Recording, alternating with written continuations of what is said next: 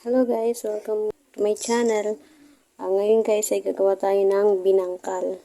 At ito po ang ating mga ingredients. Ito po ay isang kilong harina, 4 tablespoon na baking powder,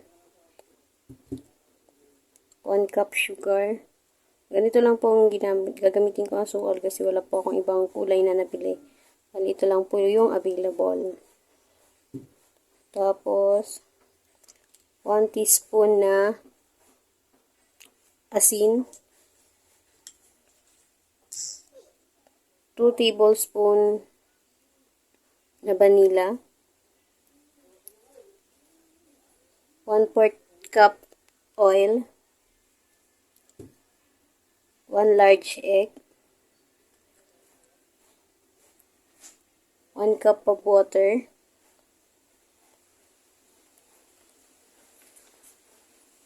1 cup sesame seed. Yan guys, mag-umpisa na po tayo.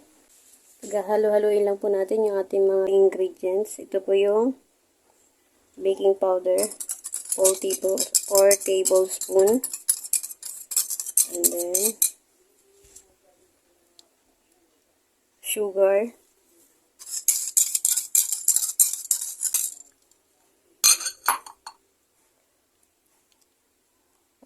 1 teaspoon salt, 2 tablespoon, 1 large egg,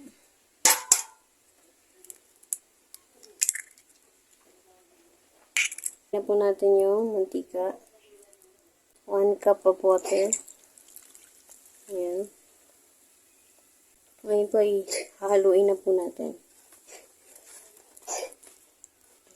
Ayan guys, hahaluin na po natin.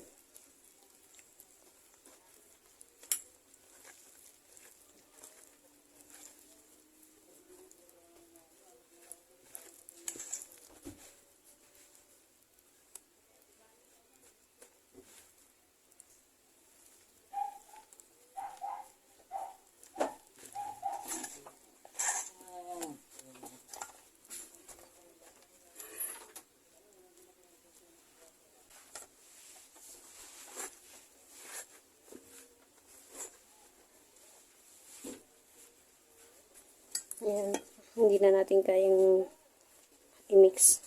Hawakan na natin. Malinis na po yung aking mga kamay.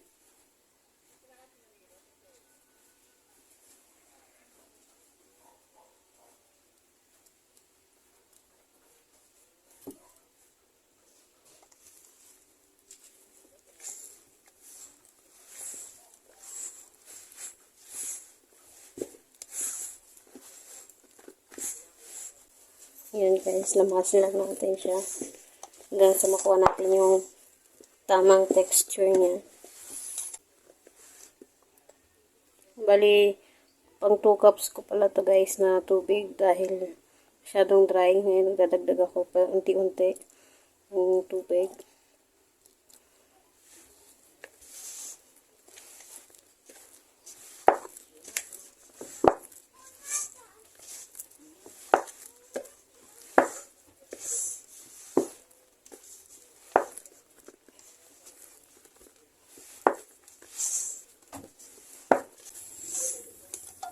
Mukhang hindi kaya na 1 cup na tubig, kaya kailangan talaga mga 2 cups to na tubig. Dahan-dahan lang ang paglagay.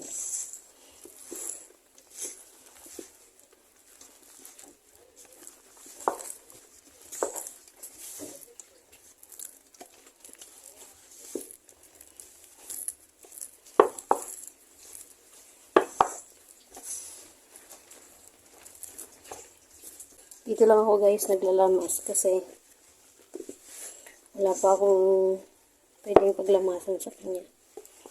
Dito lang. So, ayun guys.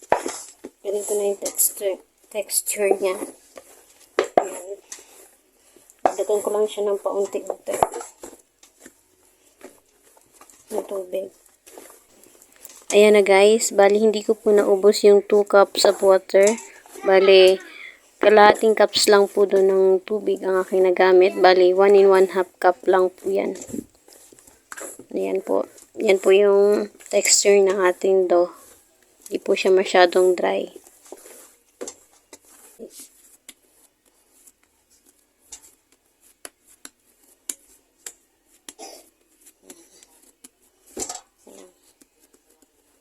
Yan. Katapos, set aside muna natin siya. Mga 30 minutes po. Babalikan ko siya para umalsa pa po siya. Ito na guys. Ayan, ready na po yung ating dough. Ito na po yung kanyang texture. Itong 1 tablespoon ang gagamitin kong bilog. Ayan. Ayan lang. Tapos, bibilogin natin siya.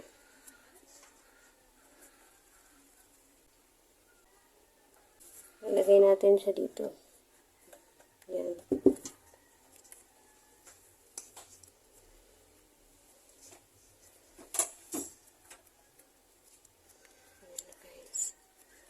Yan lang po ang bilog natin.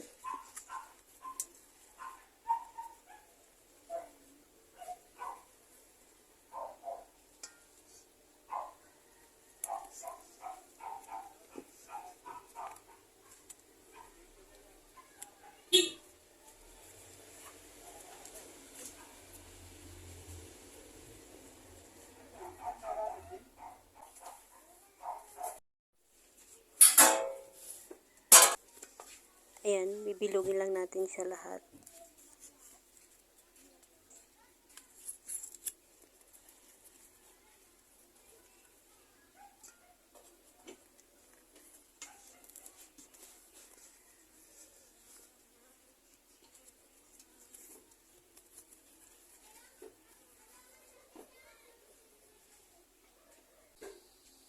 Ayan. Ito guys, tapos na natin na bilog. Nakagawa ko ng 49 pieces. Ngayon, punta na tayo sa panghuling step. Ayan.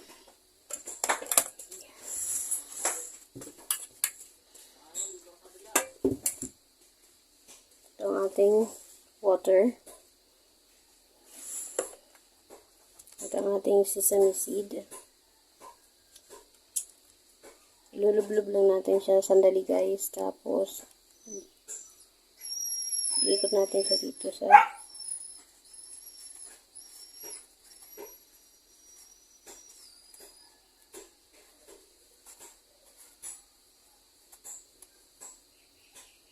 ito guys. Ganito.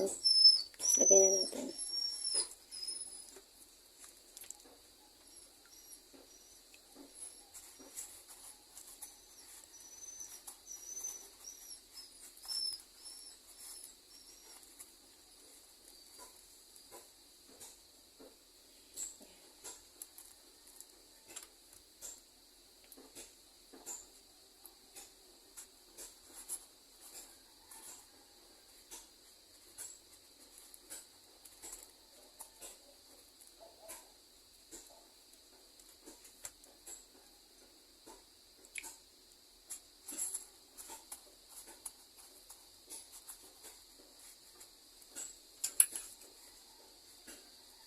Yan siya guys.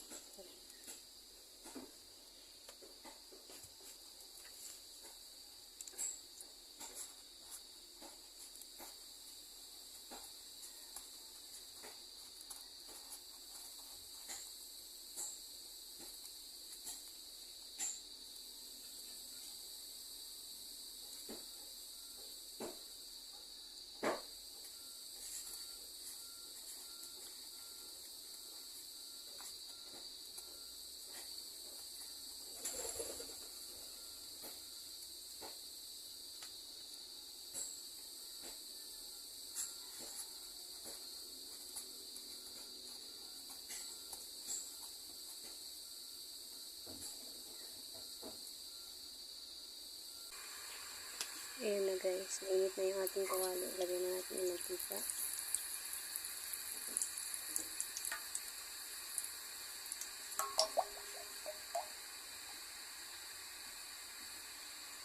Ayan na guys. Mainit na yung ating mantika. Ilalagay na po natin yung ating binangkal. Ayan.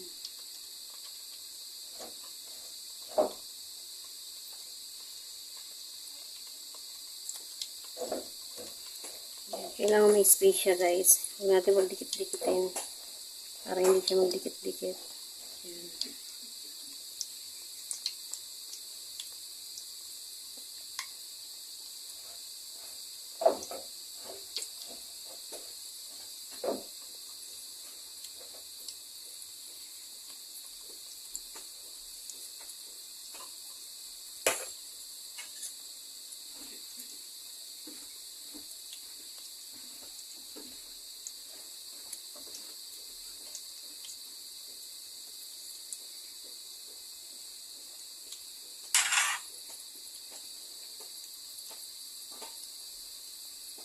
Medium heat lang po ang inano ko dyan na apoy para hindi po masunog.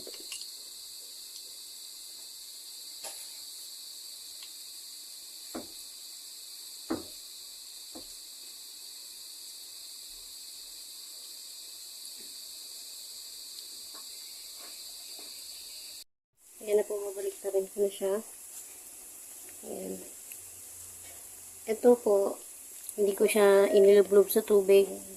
Diretso ko na lang po siya nilagyan ng sesame seed. Tingnan nyo po yung pinagkaiba. Ayan. Ito, nilublob ko po siya sa tubig kaya kapit yung sesame seed. Ayan. Hindi po ba ang laki na pinagkaiba?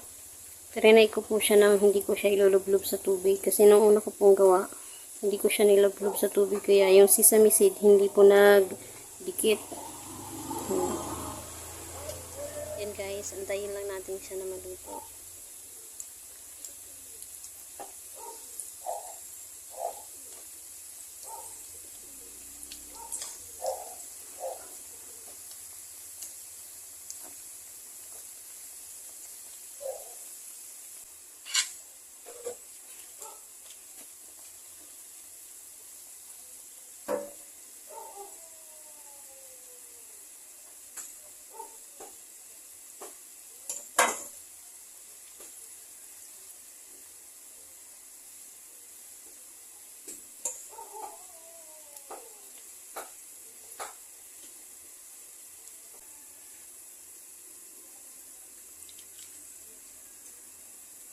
Ito ay golden brown na. Kukunin ko na po siya.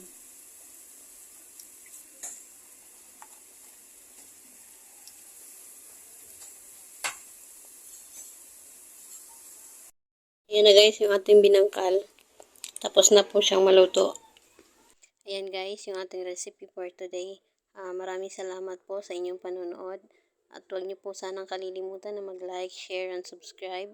Pakipindot na rin po ang bell button para updated po kayo sa aking mga video i-upload. Maraming salamat po. Happy watching!